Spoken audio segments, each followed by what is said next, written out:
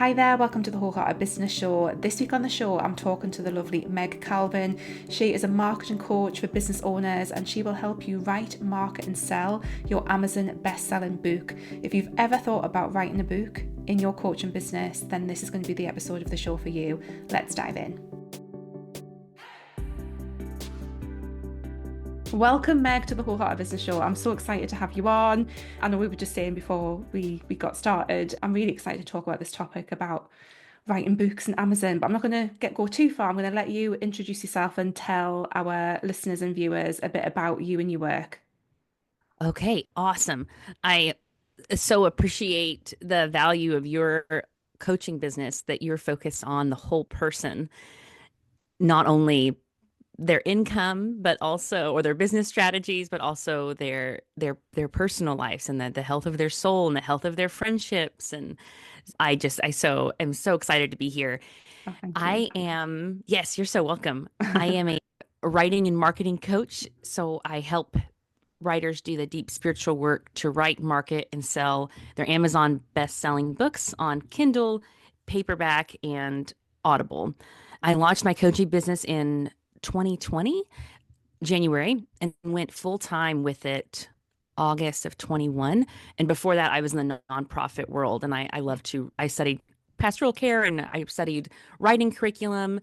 So, and over the past 5 years, I have grown a team. There's 7 of us now, me and 6 other amazingly intelligent, compassionate, creative people. And I call ourselves, we are the Hello Fresh, if you will. That's this meal delivery program that we provide everything that writers need to write, market, and sell their books in a very fun and easy and personalized way. So that is a big part of who I am. Yeah, wow, that's amazing. And like I said, I think this is such a really interesting topic, and I know it's going to be of interest to so many of the people who listen and watch the show because there's just something special about writing a book. I think obviously I'm really a big fan of blogging and obviously podcasting and doing videos, but there's something different about having a book that just feels really profound. So I know that a lot of people will be really interested in this. So I just wanted to talk a little bit about kind of like just and obviously the people who watch and listen to the show are health and life coaches in lots of different niches. But when it comes to writing a book, obviously you've got the book itself and that has value, but how do Mhm. you kind of see creating a book and selling it on Amazon in different formats kind of fitting into the overall strategy for a lot of people in terms of marketing? I'd love to get like a better understanding of perhaps how some of the people that you've helped, what that looks like, all as like one kind of system or strategy together. So, the majority of my clients now, I've been so honored to serve 63 in 5 years. The majority of them now are business owners and coaches. What that means is they want their book to be a lead magnet that will passively build their email list 5 years from now and ever more. And they want their book to be a representation of them outside of the internet for their leads and their clients. They also want their book to position them as the authority, a Yeah. trusted guide from the trenches on their subject matter. So that opens the doors, if they want it, that opens the doors for more speaking opportunities where they can sell their resource. The majority of them, these books are either memoirs or they're online courses or their workshops transposed into book form. Okay, so that answered part of it. And then the Yeah. next part is the marketing strategy. So there are 7 pillars that I teach that assures the book gets to Amazon bestseller status. And we don't only like to get there because it sounds sexy in our social media bios to say that we are an Amazon bestselling best author. We like to get there because, to no surprise, it pleases the algorithm gods. And when a book hits bestseller in a category on Amazon, Amazon will, and it should be noted, 75 to 80% of books worldwide are bought on Amazon. That makes some people angry, but I'm all for it. Yeah. And so once it hits bestseller in a category, Amazon will push that book out to more people on the bottom of the the books, if ever you buy something, at the bottom of Amazon, it'll say, you might like this. Well, once your book hits bestseller in a category, it'll be pushed out more to people buying similar books. So that's the main reason. Of course, we like to position people as an authority and a trusted guide, but we really want to get it to bestseller so the algorithm will help us on the marketing front. Yeah. And so of the packages I offer, I will meet an author wherever they are on the journey, whether it's I have a finished manuscript, or I have an idea on a napkin, or I just want Mhm. marketing and brand building, or I just want publishing. I have a variety of packages. However, regardless of the type of package, the pre-launch marketing is about 3.5 months that we're Yeah. doing. And I've had authors that already have established audiences. Some do not have an established audience, and 3.5 isn't enough time. We're hustling and grinding. By the time the book drops, 3.5 months later, the author is set up for success. Yeah. Yeah, that's amazing. It sounds really fascinating. And I mean, I talk a lot in my work about non-social media based marketing. And Hmm. obviously this is like a perfect example of that. I'm assuming Amazon is used a bit like a giant search engine to a certain degree. Is that Right. right? Yeah. Yeah. Yes. Yeah. And one of the 7 pillars we work with is keyword and category research. So what people are looking for will lead them to your book. Will make match. Yeah. Yeah. Oh, that's really fascinating. And then in terms of, I think again, where people haven't really explored this, I think we've certainly got this kind of view of traditional publishing where you have to Mm. sign with a publisher and it's all like a very traditional way of creating books, but that's not the case on Amazon, is it? You can literally just self-publish or obviously with the support of someone like yourself. What does Yes. that process look like comparison? Because I mean, I've written recipe books Right. and had them published down the Yeah. traditional route. This is going back to when I used to be a Yes. health coach. That was the traditional route and it was, working with a publisher and they would put it out and all that kind of stuff. It's very different now, isn't it? And I think the approach with Amazon gives everyone a lot more opportunity and power. But I'd love to understand the differences between the traditional publishing industry and the way that it can work now. Yes, definitely. I was like you, was in the traditional publishing world with my first 2 books starting back in 2016, and the game has beautifully changed so much. It's no longer do we need a traditional publishing company to give us permission to validate that we are intelligent, Yeah. to validate that our idea is good enough. It's no longer called vanity publishing for a reason. The main differences that I would say, and on my website I have this whole chart that shows the differences, but the 4 that pop out at me is the the partnership aspect.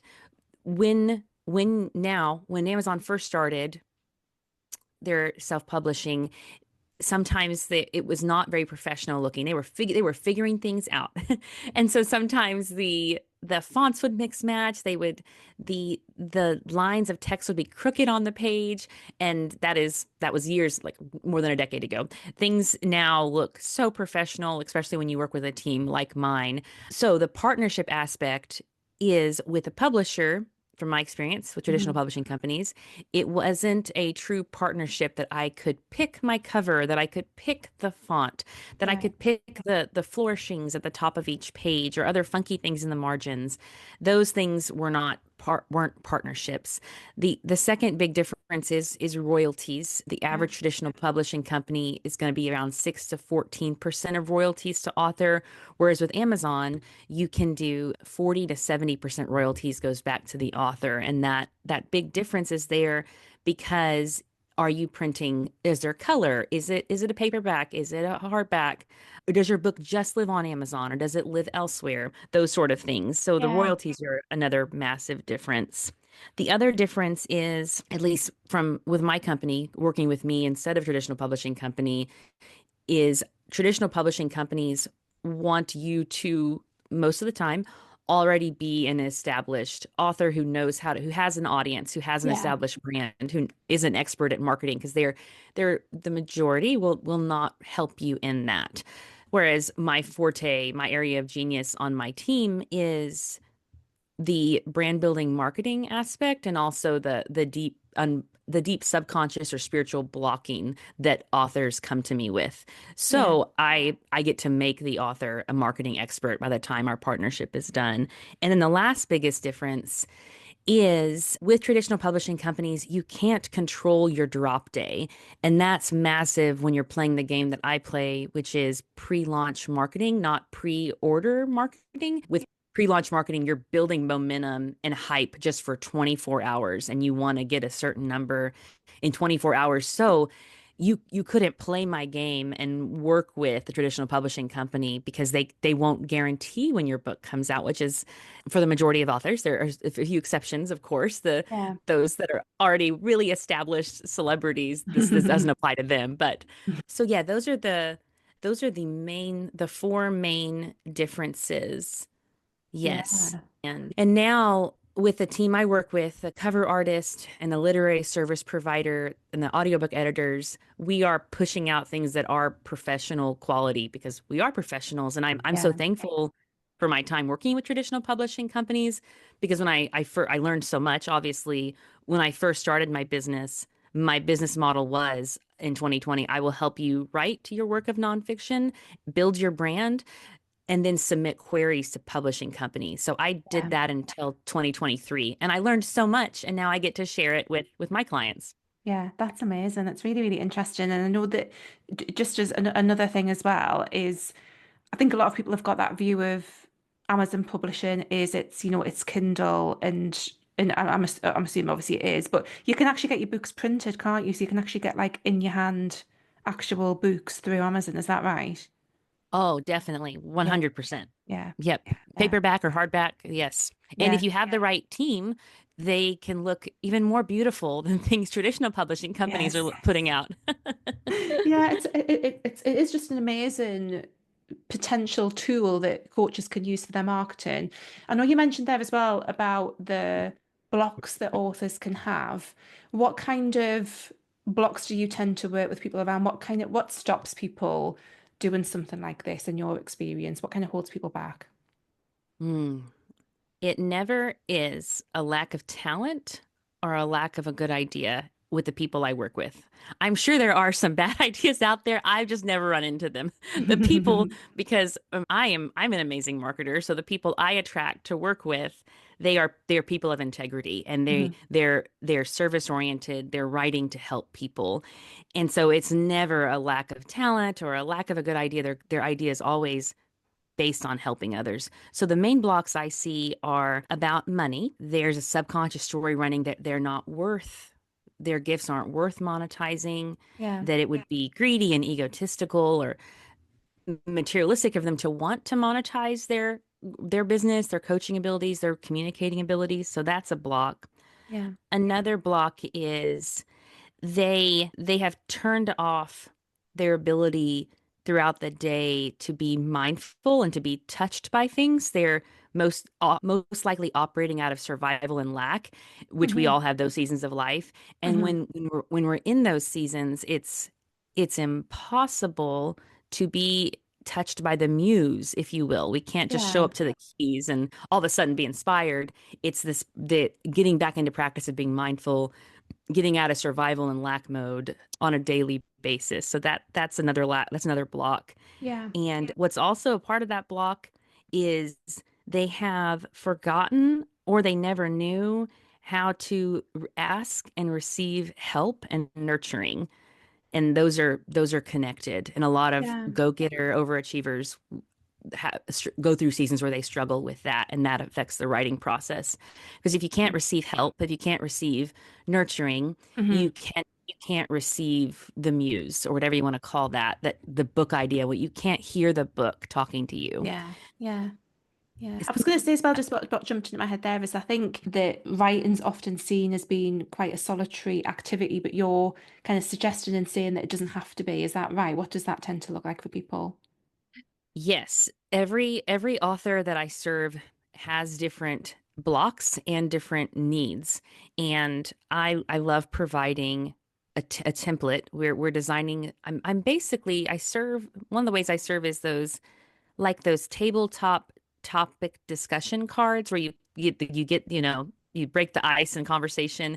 So I am asking questions, I'm providing a template for the book, I'm pulling things out of them. I am hopefully doing my job right by aligning with the author, but also Yeah, the book. because I believe the book has an energy of its own. And sometimes the block has nothing to do with writing at all, but it's all the parts of us are integrated.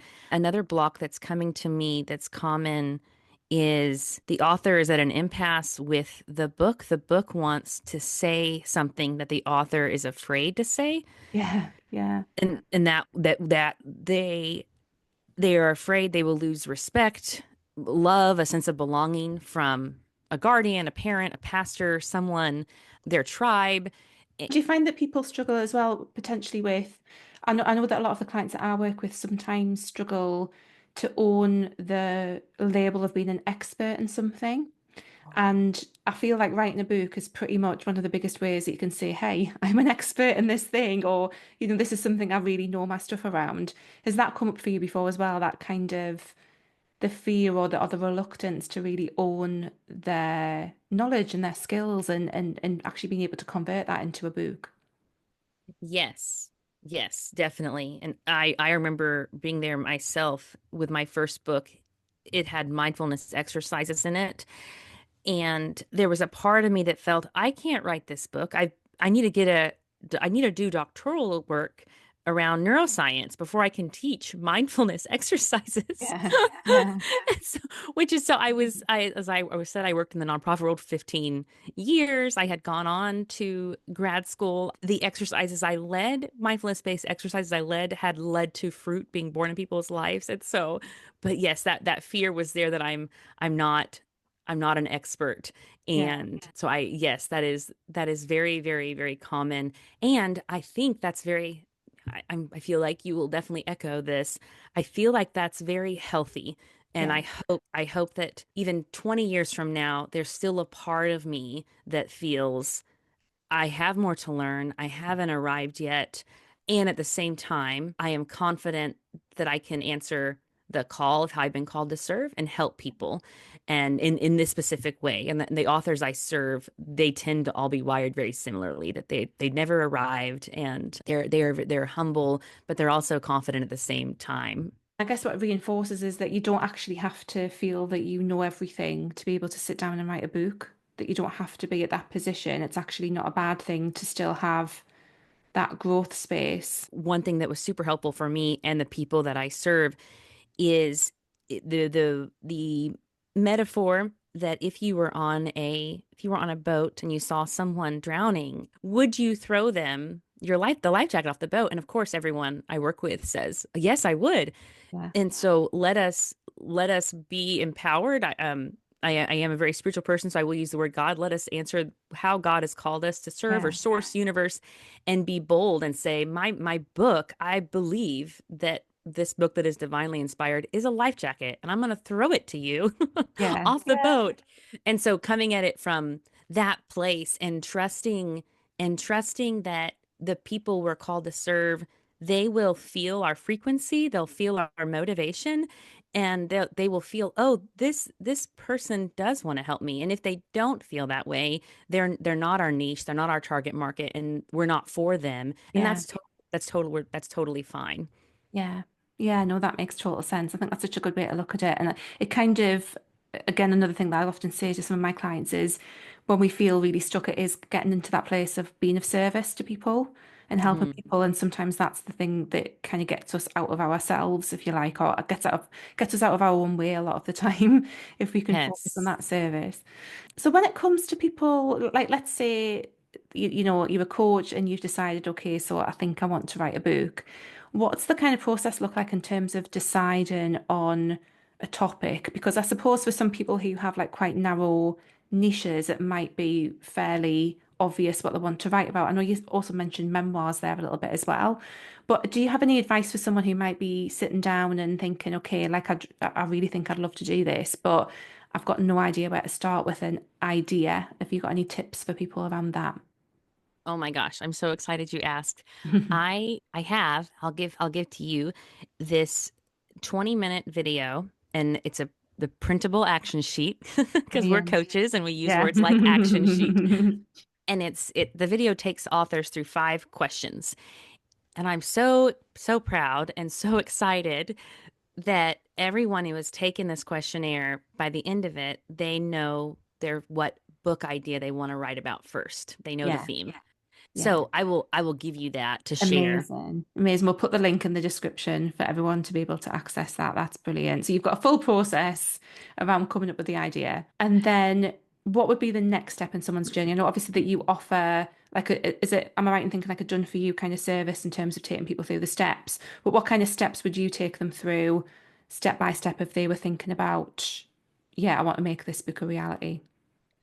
Yes. And I would say, man, I think the first step, even before the questionnaire, Hmm. would be speaking aloud that you have made a decision. I'm Yeah. deciding by 2026 or whatever the timeline is that is an alignment for you that isn't coming from fear.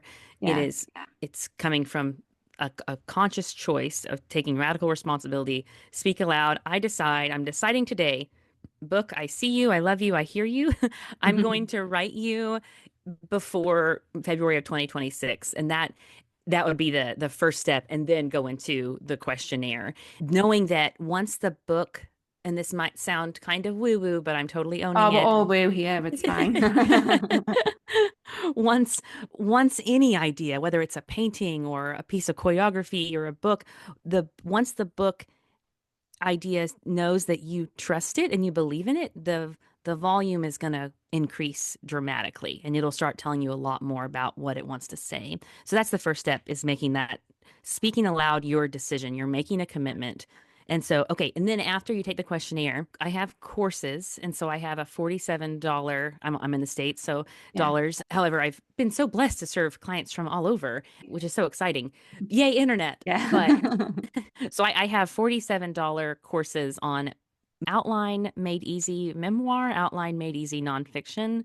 Yeah. And so those, but outside of my products, the next step would be you have your idea. Yeah. Now set a timer for about 5 minutes and just mind dump. If it's a memoir, Hmm. every main memory of that you feel needs to be in here that was part of your character arc, good Yeah. times, bad times, times Hmm. where there was a conscious choice made as the main character of your story, and just write down, just get the memories out would be the Yeah. first step for a memoir. And then if it's a nonfiction, similar, set a 5 minute timer, but instead of memories, you're going to be dumping on the paper your I think about your ideal reader is you, is a version of you from probably 5 to 7 years ago, Yeah. and think about the pivotal lessons that took you from where you were 7 years ago to where you are now in your subject field. Those three steps would be Yeah. super helpful. And I feel like the questionnaire, that little video I'll send you, that Yeah. will also open the door for to help with the mind dumping process when you're just putting everything out. Because sometimes we think, oh, I don't have enough to say. And often it's the exact opposite. Yeah. You Yeah. have too Yeah. much to say. You got to trim the fat. Yeah. I mean, I started this podcast thinking I'm never going to be able to have enough to say, and I'm on like 162 episodes or something now. So it just goes to show that So, anyone who's thinking like they might not have enough to say to fill a book, you might yes, surprise yourself. yes. I will also say that I love doing they're very sacred, but and they're complimentary. And my business coach says, don't say complimentary. But I sometimes coaches do charge. They make a monetary value exchange for exploration or breakthrough calls. And Yeah. I feel that's part of my service is I love hopping on hour-long Zooms with authors every week. And Yeah. even if a partnership isn't in the stars for us, Hmm. my goal is they leave that hour with more confidence, more clarity, more direction, and more resources. And most importantly, like all great salespeople, they leave very clear Yeah. on the true reason they haven't written the book yet. And Yes. so Yeah. that's what I'm showing up to help them with. So that would also be another first step for anyone to take is hop on a Zoom with me and let me get you more Yeah. clarity. Yeah. It is just a really interesting like method of marketing, and I think it wasn't something I thought a lot about until I came across you. And I think you know what's really amazing about the way that you've put this together and the way that you've communicated what this is about is, you know, it's kind of non-social media based marketing. It's very Yes. much like really similar to what I preach and talk about when I talk about non-social media based marketing as well, in terms of creating like an asset that is going to work hard for you and know people are going to find it for years to come, which I'm assuming is going to be the case on somewhere like Amazon, because like you say, it's got such a massive a number of people Yeah. on there. And I think while, I'm sure people can find out and figure out how to self-publish and stuff at Amazon, I think it sounds like what you're really bringing to the table is this, we can get you on the bestseller list and you know how to market it correctly. Because I do know people who have done self-published stuff before and it hasn't really gone very far. But it sounds like you know what people need to do to make sure that it gets picked up. Yes. Oh, definitely. Yeah. Yes. And I love your emphasis on non-social media based marketing because we we're beautifully in this transitional time, Mhm. leaving the age of information. We have content coming out of our ears, and Yeah. I can learn anything on the toilet on Wikipedia, which is gross, but Yeah. people can, they can learn Yeah. anything. Yeah. And so what they really want now, because we're lonelier than ever, is they want to experience the modern day currency, which is respect and trust. They will not make a monetary value exchange with me or an author or a coach until they feel that they trust that person, they relate to that person, and they respect that person.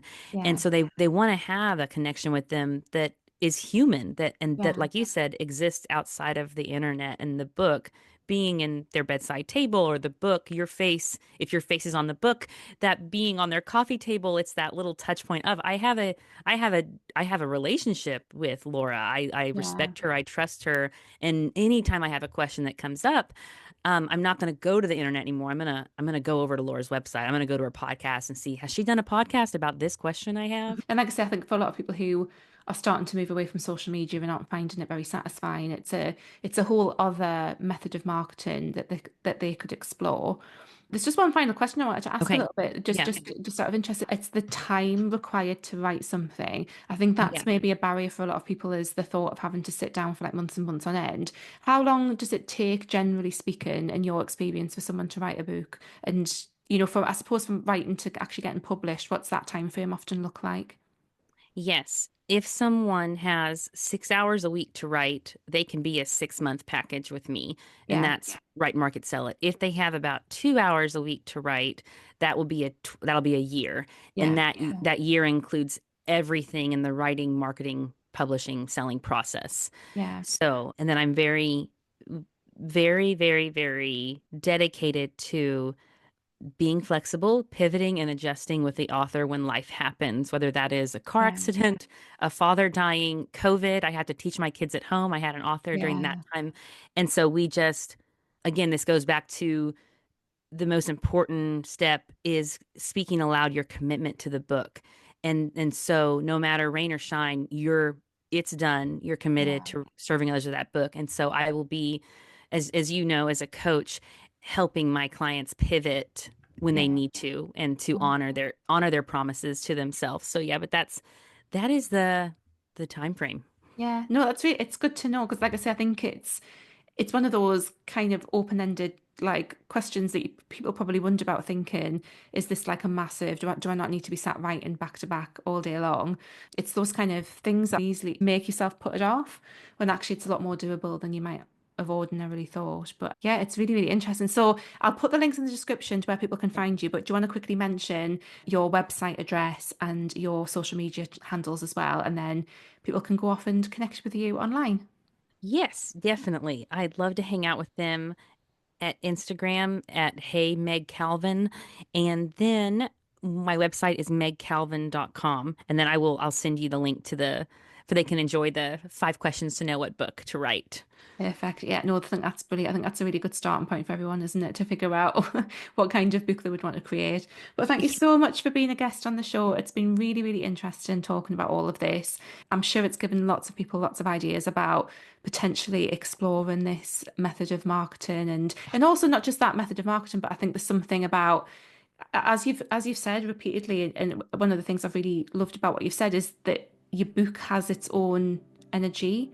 Hmm. And I think people who often write books, there's a bit of a call in there, isn't there, to share something with people, to help people in some way, or to share your story. So I think that's a really lovely way to look at it. So thank you so much, Meg. You're so welcome. Thank you.